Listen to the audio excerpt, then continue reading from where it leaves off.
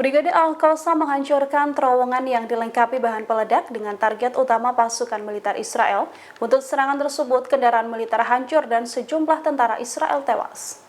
Dikutip dari Al-Mayadeen, serangan Brigade Al-Qassam ini menghancurkan 3 kendaraan Israel, alat penggali, dan 1 korban tewas. Sementara itu, sejumlah pasukan Israel dikabarkan mengalami luka serius. Juru bicara militer Israel membenarkan bahwa 3 tentara Israel menderita luka akibat ledakan tersebut. Serangan ini dilancarkan pada Kamis 9 Mei 2024.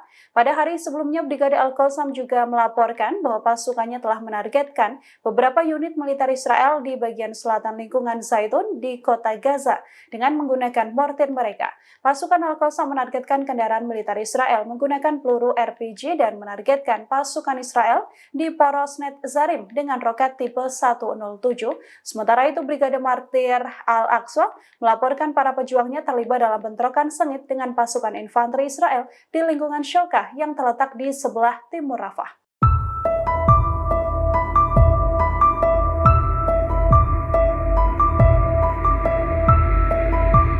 Penasihat utama Iran menegaskan akan menghapuskan fatwa haram bom nuklir jika keberadaannya terancam. Hal ini menanggapi tantangan dari Israel yang mengaku akan menghancurkan Iran bersama dengan serangan di wilayah Rafah. Dikutip dari Time of Israel, hal ini disampaikan oleh penasihat utama pemimpin Iran, Ali Khamenei, Kamal Kharazi, dalam sebuah pernyataan. Kamal mengatakan tak punya pilihan lain. Ia memperingatkan bahwa kebijakan pencegahan akan berubah jika Israel menyerang fasilitas nuklir Iran, termasuk fatwa haram bom nuklir juga akan dihapuskan. Iran menuturkan bahwa dirinya tidak punya keputusan untuk membuat bom nuklir, namun jika keberadaan Iran terancam, tidak ada pilihan selain mengubah doktrin militer tersebut. Sebelumnya, pemimpin tertinggi Iran, Ali Khamenei, ini juga melarang pengembangan senjata nuklir dalam fatwa yang telah dirilis tahun 2000-an silam. Namun, Menteri Intelijen Iran saat itu mengatakan pada tahun 2021 bahwa tekanan Barat dapat mendorong Teheran untuk mencari senjata nuklir.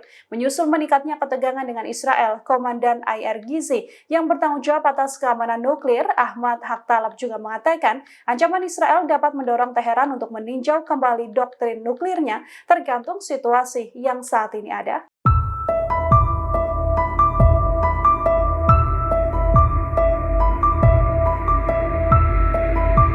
Sejumlah pejabat di distrik utara wilayah pendudukan Israel memutuskan untuk memisahkan diri dari Israel. Hal ini sebagai respons atas kegagalan Tel Aviv menghadapi serangan dari Hizbullah. Dikutip dari Pars Today, para pejabat distrik di utara wilayah pendudukan mengatakan akan mengumumkan pemisahan diri dari Israel pada 14 Mei 2024, tepat di hari jadi Israel. Alasan pemisahan diri distrik utara wilayah pendudukan ini lantaran ketidakpuasan pemukim Zionis atas kinerja Israel menghadapi Lebanon. Dari laporan situs berita Walla, pengumuman pemisahan diri dari Israel ini akan disempurnakan dengan langkah yang sudah direncanakan sebelumnya. Langkah-langkah ini diambil oleh para pejabat wilayah utara pendudukan setelah Kabinet Perdana Menteri Benjamin Netanyahu mengabaikan kondisi keamanan di front utara.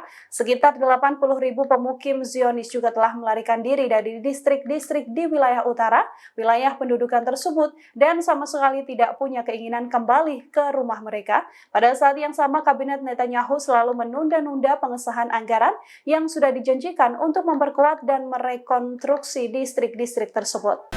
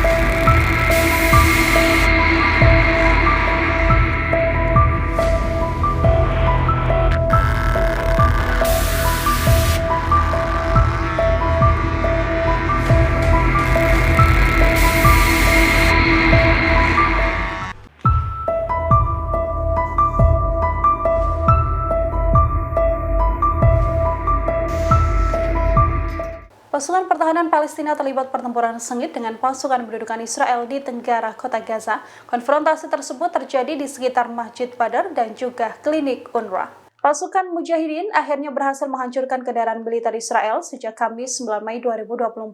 Pasukan Mujahidin ini juga menghujani pasukan pendudukan Israel dengan mortir 60 mm. Para pejuang Mujahidin berhasil melakukan operasi mereka meskipun jumlah pasukan Israel yang menyerang melebihi 2 kali lipat jumlah mereka yang berusaha untuk maju ke wilayah tersebut. Meski kalah jumlah, namun kelompok Mujahidin mencatat bahwa pasukan pendudukan Israel didukung oleh puluhan tank tanpa skill berperang. Tentara pendudukan Israel juga mengintensifkan penggunaan helikopter, drone, dan juga jet tempur dalam serangan mereka. Pasukan pendudukan Israel juga mencoba menghancurkan puluhan rumah dan mengebom rumah lainnya dengan pesawat tempur mereka di lingkungan Al-Zaitun. Untuk itu, kelompok perlawanan Palestina ini mengintensifkan operasi mereka dan menyerbu lingkungan Al-Zaitun.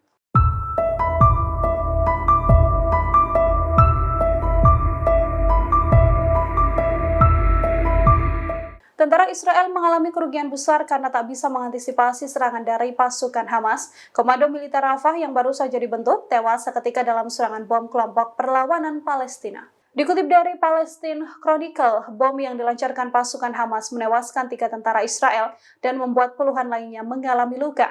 Pasukan perlawanan Palestina ini membom pertemuan tentara di persimpangan Karem Shalom yang terletak di Gaza Utara. Menurut Al Jazeera, media Israel melaporkan bahwa larangan publikasi diberlakukan terhadap mereka mengenai lokasi pasti peluru dan kerugian tentara Israel. Banyak helikopter Israel yang kemudian dikerahkan untuk mengevakuasi korban. Diketahui bahwa setelah berbulan-bulan Israel terus ditimpa kekalahan, pertemuan tentara tersebut dihantam setidaknya 14 roket dan bom mortir.